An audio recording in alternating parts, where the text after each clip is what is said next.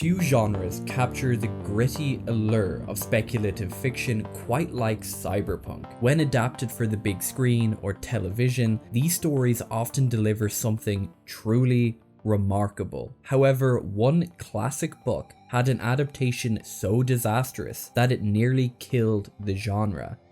Let's explore this. William Gibson's Burning Chrome achieves so much with effortless precision, crafting a collection of stories that not only define cyberpunk, but elevate it to an art form. By contrast, the 1995 film Johnny Mnemonic, based on one of Gibson's short stories, stands as a cautionary tale of what happens when the same intricate elements that make cyberpunk extraordinary are fumbled in execution. Burning Chrome is a masterclass in storytelling, while Johnny Mnemonic is a messy, shallow misfire that prevented the Sprawl trilogy from being adapted to the big screen, reminding us just how delicate this genre truly is. The movie's downfall isn't the typical adaptation failure as a result of deviating from the original work. Now, they did take some artistic liberties, which I will talk about later, but that's not the focus of this video. It's also not a result of the actors. Keanu Reeves is the poster boy for great cyberpunk works, so he's not to blame. Instead, there are underlying issues with the genre that make it particularly difficult to adapt across mediums. It's a genre where you either go all in and you may come out with a classic, or you can play it safe, which will result in certain failure. This is Sean from If Else. Before we begin this video, I'd like to mention that we will focus on the book Burning Chrome and will refer to Johnny Mnemonic as a counterexample of poor execution. As always, this is an opinion-based review and I will be going hard on a cult classic, so if you agree or disagree, just let me know in the comments. Please remember to like and subscribe. Burning Chrome is a collection of 10 short stories released in 1982, 3 of which I would consider must-reads: Johnny Mnemonic, The Gernsback Continuum, and the titular story, Burning Chrome. Each one of these stories offers insights into the world of the Sprawl, a cyberpunk dystopian society where corporations rule and people live like expendable cogs in the machine. These insights are an early exploration of the high-tech, low-life theme that defines cyberpunk. A setting characterized by massive technological advancements paired with societal degradation, rampant crime, a decaying world, and a profound loss of humanity. This setting would later be expanded upon in Gibson's Sprawl trilogy. The Gernsback Continuum is potentially the most interesting of these short stories. It is not directly set in the Sprawl universe, but is a critique of it and the various worlds sci-fi writers create. This short story has aged like fine wine. It is a nostalgic critique of a failed dream, a promise of a better future which never came. While in 1982 this feeling existed and is expressed in this short story, the collective shame of a broken future has never been as strong as it is today. The Gernsback Continuum follows a photographer documenting American architectural styles from the 1930s to the 1950s, with a focus on streamlined modern, Art Deco, and Googie architecture. These styles, characterized by sleek lines, vibrant colors, and rich aesthetics, once promised a utopian future of abundance and the eradication of scarcity. However, as the future unfolded, poverty persisted,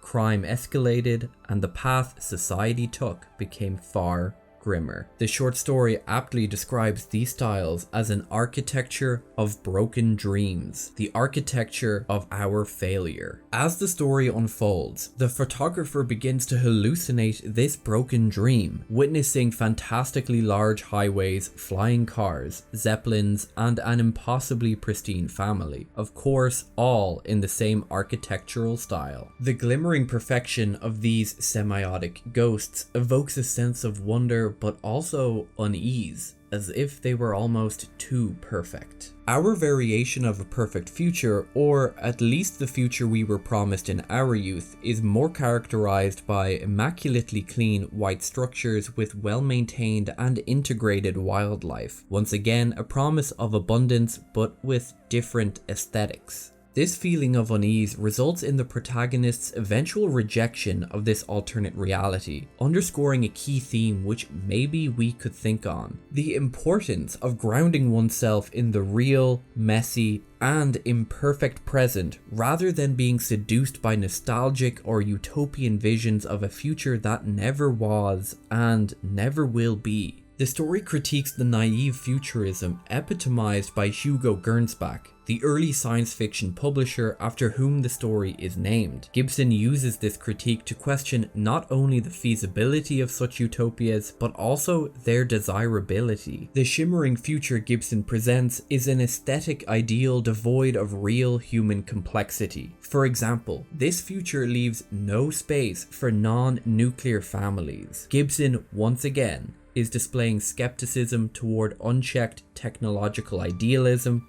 and the commodification of culture. This is a critique we can all think on. I would refer in particular towards global warming and the unproven idealistic view that we can engineer our way out of this mess without reducing consumption. This brings us to the first pitfall of Johnny Mnemonic. The cyberpunk genre is meant to provoke introspection, regardless of whether it embraces cyberpunk aesthetics or employs the traditional technobabble associated with the genre. If it lacks a core element of philosophy and societal critique, it fundamentally fails to be true cyberpunk. This is why the Gernsback continuum is cyberpunk in theme, even though it is missing the traditional aesthetics associated with the genre. While Johnny Mnemonic occasionally touches on one of cyberpunk's core themes, excessive corporate power, it does so in a way that feels more performative and watered down than thought-provoking. Burning Chrome, the short story after which the book is named, encapsulates the gritty allure of a high-tech future where humanity and technology intersect in startling and often disquieting ways. Its strongest aspect is not its world building, but rather its character development, condensed into just 25 pages. The characters in Burning Chrome are compelling in their flaws and motivations.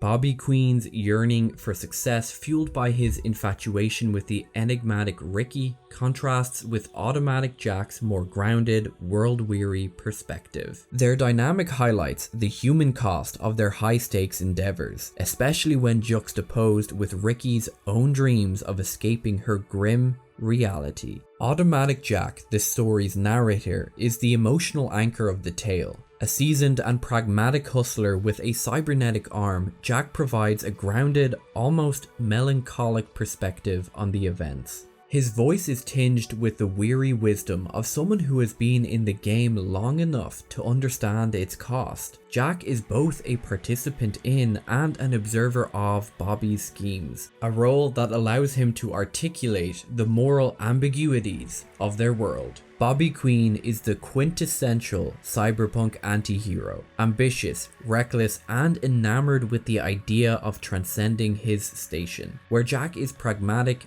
Bobby is idealistic in a self-serving way, driven by his desire for status and excitement. Bobby's motivation to hack Chrome's fortress-like digital defenses is as much about the challenge and the glory as it is about the material reward. Bobby's charisma lies in his flaws. He is brash and impulsive, yet his vulnerability is palpable in his interactions with Ricky. His attraction to her is genuine but superficial, rooted more in her aesthetic and what she represents, freedom, beauty, and a world beyond the grim realities of their existence, than in any real connection. Ricky is arguably the most tragic figure in Burning Chrome, her arc defined by her pursuit of a dream that feels just out of reach. A young woman desperate to escape her mundane, impoverished life, Ricky's goal of becoming a SimStim star, a form of immersive entertainment performer, is as heartbreaking as it is relatable. She is drawn to Bobby because he represents a chance to escape, to experience the excitement and danger she craves.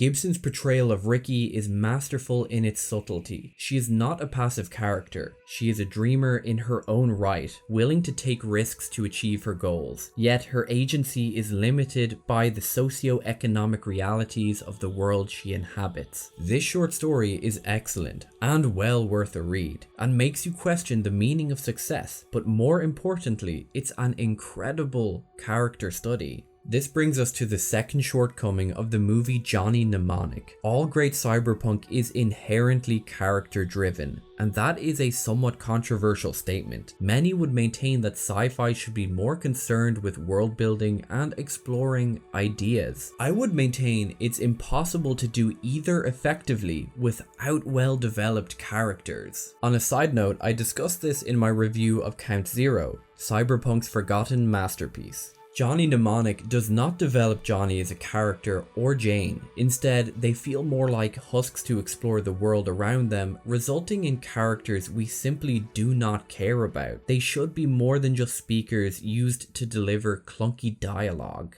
We're going to finish on the short story Johnny Mnemonic, the inspiration for the movie under the same name. The story centers on Johnny, a mnemonic courier who stores sensitive data in his brain for clients. In this dystopian future, information is currency, and Johnny is both a vessel and a target. When a transaction goes wrong with a fixer, Ralphie, Johnny finds himself on the run from the Yakuza, forcing him to team up with Molly, a razor-sharp street samurai, to survive.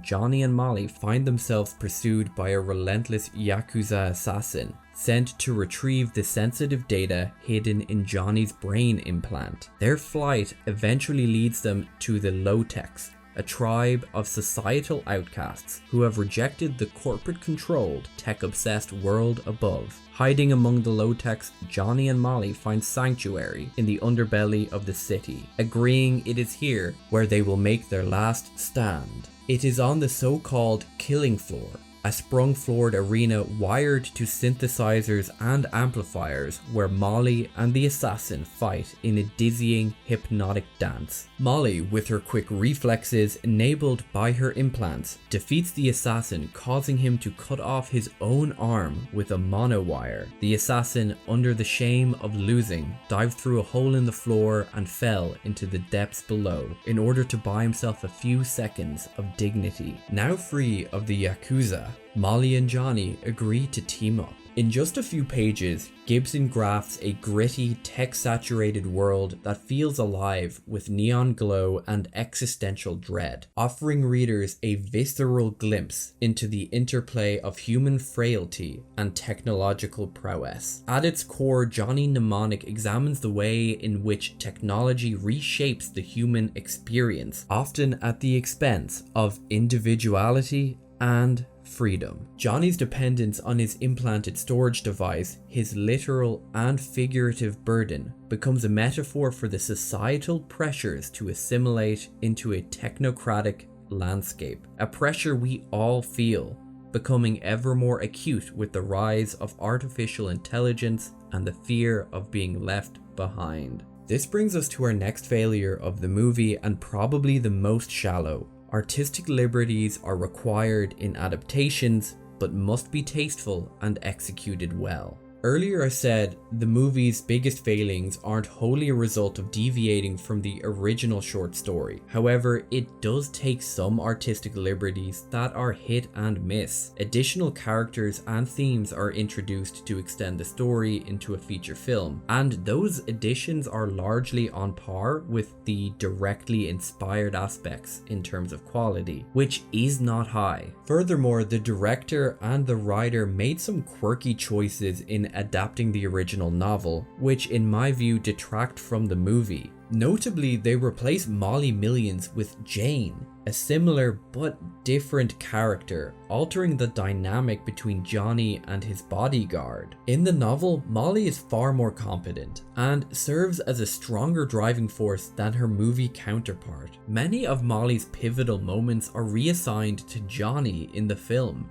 including the climactic fight against the assassin, making Jane feel like a watered-down husk. Finally, I firmly believe that artistic liberties are necessary when adapting a novel for the big screen, but in this case, they seemed to focus on altering the wrong aspects, which is ironic considering William Gibson himself wrote the screenplay. The one area that arguably did need adjustments was the dialogue, particularly the technobabble. While it comes across as cool, mysterious, and advanced in the novel, hearing it spoken aloud feels awkward, clunky, and cringeworthy. The point I'm trying to make is that any work adapted to a different medium must take artistic liberties in order to improve the experience of the consumer which matches that medium. In the early 2000s, after multiple attempts to bring the Sprawl trilogy to the big screen, it seemed like traction was being made, as Chris Cunningham was slated to direct the movie. Unfortunately, it was never to be, and cancelled due to disagreements between the director and executive producers. Reading between the lines, we can gather that Chris wanted to do a true-to-form, full dive into the cyberpunk genre,